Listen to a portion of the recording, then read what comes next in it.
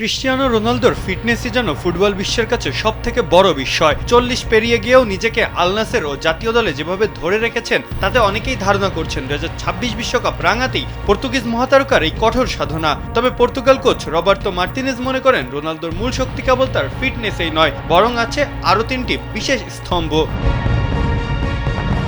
সম্প্রতি স্প্যানিশ দৈনিক মার্কাতে দেওয়া এক সাক্ষাৎকারে মার্তিনেজ ব্যাখ্যা করেছেন কেন 41 ছুঁই বয়সেও রোনালদো দলের অবিচ্ছেদ্য অংশ।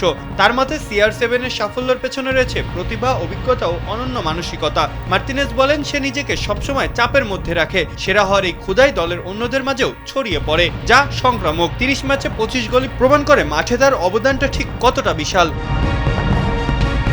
রোনালদোর 1000 গোলের মাইলফলক ছোঁয়া নিয়েও কথা বলেছেন মার্তিনেজ। বর্তমানে রোনালদোর গোল সংখ্যা 955টি। কোচ মনে করেন 1000 গোল কোনো নির্দিষ্ট লক্ষ্য নয়, বরং এটি একটি ধারাবাহিক সফলতা। তিনি বলেন রোনালদো বর্তমানে বাঁচা মানুষ, তিনি দীর্ঘমেয়াদী চিন্তা করে নিজেকে ভারাক্রান্ত করেন না। আজ কতটা ভালো করা যায় সেটাই তার মূল মন্ত্র।